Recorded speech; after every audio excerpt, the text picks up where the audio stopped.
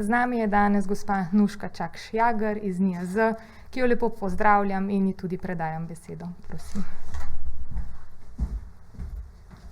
Najlepša hvala, lepo pozdravljeni. Tako kot že veste, bomo najprej pregledali situacijo v svetu, v Evropi in potem pri nas. Rada bi poudarila v tej svoji predstavitvi tudi nekaj izhodišč Evropskega centra za spremljanje bolezni, ki so bile podane v januarju, ampak vendarle začnimo z epidemiološko sliko v svetu. Kot vidite, je v svetu pravzaprav slika taka, da sledimo povečanju števila primerov, predvsem v Evropi, vendar minimalno. Drugje je večinoma zaznano manjšanje števila primerov, medtem ko se pa število smrti, predvsem v Ameriki in v Aziji, pa povečuje. Če gledamo še omikron situacijo. Omikron situacija je po poročilu Svetovne zdravstvene organizacije prevladujoča. Je pa zanimivo, da 57 držav poroča o pojavu oziroma vedno hitrejšem rasti in stopnji BA2 oblike omikrona. Torej, sledimo ga lahko že pravzaprav vsepovsodi.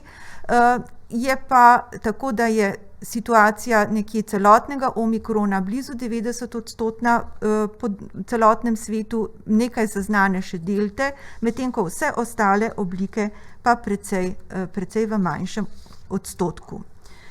Če gremo dalje in pogledamo, kakšna je situacija v Evropski uniji. Do včeraj je bilo preko 86, skoraj 87 milijonov primerov in zelo veliko smrti, torej bližamo se že milijonu smrti v Evropski uniji. 14-dnevno število potrjenih primerov na 100 tisoč prebivalcev raste. Raste približno za 0,6 do 1% iz tedna 3 v teden 4, tako da sledimo zdaj 3605 na 100 tisoč prebivalcev. Slovenija, boste videli kasneje, ima na današnji dan že kar bistveno večje število na 14 dni, sicer 9251. Porast števila primerov, kot sem rekla, 0,7, nekje do 1%, sledijo. Negativen trend pa zaznava vedno več držav. Naj povem, da največji negativni trend bil zaznan iz 3. v 4. teden v Italiji, se opravičujem, Španiji, Irski in pa v Belgiji. Omikron v Evropski uniji nekako beleži 83,4% delež, različno po državah, in sicer od 33 pa do 90%, tako da je v bistvu zelo odvisno od deleža posamezne države. Polno cepljenih v Evropski uniji nad 18 let je preko ali pa blizu 82%, ponovno opozarjam na velik razmak med posameznimi državami. Dodatni odmerek pa ima v Evropski uniji 54,8%, pri čemer je ta razmak tretjega odmerka, poživitvenega odmerka, v državah v velikem razponu, torej od 9 pa tam do skoraj da 80%. Če bi še ostali pri Evropski uniji, potem bi rada poudarila nekaj izhodišč iz ocene tveganja 19.1.2022. Namreč Evropski center za spremljanje bolezni navaja, da je stabilno število novih primerov v Evropi, da je tudi stabilno število smrti. Pa kljub vsemu je število držav z zelo visoko stopnjo tveganja, opredeljene strani ECDC, se povečalo na 13. 14 držav ima visoko stopnjo tveganja in 3 države zmerno stopnjo tveganja. Torej ne beležimo države, ki bi imela nizko stopnjo tveganja v Evropski uniji. Opažajo stopnjo obolevnosti pri starostnih skupinah 50+ v večjem odstotku kot v prejšnjih tednih. Kar pa je seveda še sporočilo Evropskega centra, je, da je pri omikronu oziroma okužbah z omikronom zaznano manj težjih oblik, manj hospitalizacij, da je v državah z visoko stopnjo precepljenosti pravzaprav zaščita pred hujšim potekom bolezni izjemno dokazano boljša, predvsem pri tistih, ki imajo poživitveni odmerek.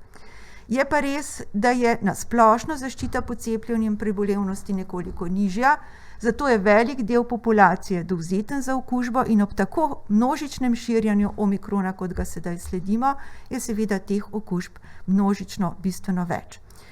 Je pa zanimivo nekaj, namreč 14-dnevna incidenca primerov, ki jih gledamo v tem omikron valu, je 4-krat večja, kot je bila v delta valu.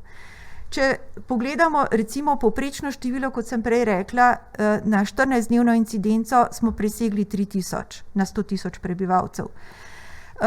14-dnevna incidenca primerov v valu delta se vrtela nekje povprečju za Evropo okrog 600 in še nekaj na 100 000 prebivalcev, kar pomeni, razlika je ogromna. Vendar pa je stopnja hospitalizacij in smrti precej manjša kot v delta valu. Če smo imeli na milijon prebivalcev v delta valu čez 100 smrti na milijon prebivalcev, jih zdaj beležimo v povprečju na Evropo oziroma Evropsko unijo 69.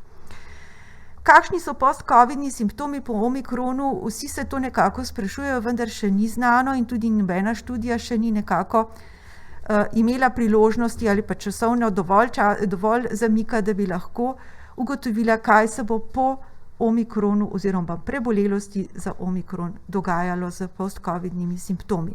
Vendar so pričakovanja, da bo zaradi tega, ker je takšna množičnost okužb, tudi teh post-covidnih težav verjetno več. Če gremo še naprej, število okužb med starejšimi se veča. Seveda zbolevajo tudi mlajši in tega je precej, ampak vendarle je delež okužb med starejšimi večji in pričakovano je zaradi tega množičnega zbolevanja tudi večje število hospitalizacij s časovnim zamikom, seveda, ker vedno imamo pri hospitalizacijah nek časovni zamik. Značilnost celotne Evropske unije, pa verjetno tudi drugod po svetu, je to, da imamo izjemno obremenitev zdravstvenega sistema, da pa je zaznana ta obremenitev večja pri državah oziroma v državah, ki imajo nižjo stopnjo precepljenosti. Na tej osnovi je Evropski center za spremljanje bolezni pravzaprav države uvrstil v 2 kategoriji. Tiste, ki imajo zelo visoko tveganje za obremenitev zdravstvenega sistema, so tiste, ki imajo precepljenost nižjo od 75% in obratno tiste, ki imajo višjo stopnjo precepljenosti, tiste države se bodo nekoliko izognile tej obremenitvi zdravstvenega sistema.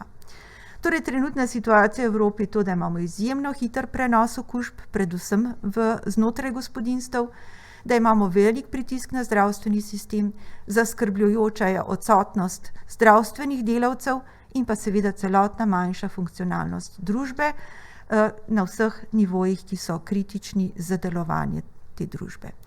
Kakšna so še priporočila ECDC-ja? Ostajajo pravzaprav taka, kot so že ves čas. Primarno poudarjajo, da cepljenje vendarle krepi situacijo v tem smislu, da imamo manj hudih okužb. Še vedno je velik poudarek na nefarmakoloških ukrepih. Vsi jih poznamo in ponovno opozarjam, še vedno so na mestu, še vedno je treba pravilno uporabljati masko, držati distanco, upoštevati higieno rok, če se le da delati od doma in prezračevati prostore. Seveda pa Evropski center za spremljanje bolezni poudarja tudi, da naj države ohranjajo, kolikor seveda je možnosti, kapacitet, resursov, testiranje, sekvenciranje za to, da se ugotovi, kaj se nam lahko še zgodi ali pa prihaja, da se ohranja iskanje kontaktov z poudarkom na izolacijo in karanteno. Ponovno poudarjam, tako kot smo že velikokrat. Izolacija je za bolne osebe in vse se ureja preko izbranega osebnega zdravnika. Karantena je za visoko rizične kontakte in se da izjemno hitro preko e-uprave po visoko rizičnem kontaktu dobiti potrdilo o tej karantenskem postopku. Na ta način poskušamo preprečiti širjenje. Če gremo na Slovenijo. Včeraj je bilo potrjenih primerov 11.668, narejenih veliko število, testiranih tako z PCR-jem kot predvsem pa seveda z hitrimi testi. Torej naše število potrjenih primerov na 100 tisoč prebivalcev v zadnjih 14 dneh seveda močno presega povprečje Evrope. Če pogledamo, od kod so ti viri prišli, večinoma imamo lokalni vir, nekaj je neznanega, torej ni uvoženih skupkov in uvoženih primerov pa ni pravzaprav veliko. In če gremo še naprej, na najverjetnejšo lokacijo prenosa okužbe se izjemno spreminjajo podatki po anketiranih, večinoma govorimo o neznanem lokaciji prenosa okužbe, torej večina ljudi pravzaprav niti ne želi sodelovati ali pa navede, da pravzaprav enostavno ne ve, s kom je bila v kontaktu in kje. Starostne skupine ostajajo zaenkrat takšne, kot smo jih že pravzaprav navajali. Največja stopnja okužb oziroma največje število okužb, najprej, če pogledamo, je v tej starostni skupini 5 do 14 let, to boste kasneje videli tudi na slikah, ki nakazujejo, kako se dvigujejo okužbe v šolah in v katerih starostnih skupinah, in pa v starostni skupini 35 do 44 let. Če pa gledamo delež tega na število prebivalcev znotraj teh starostnih skupin, se nam pravzaprav povečuje nekoliko v starostnih skupinah 75 in več, in pa seveda ta šolska populacija nekje od 5 do 14 let.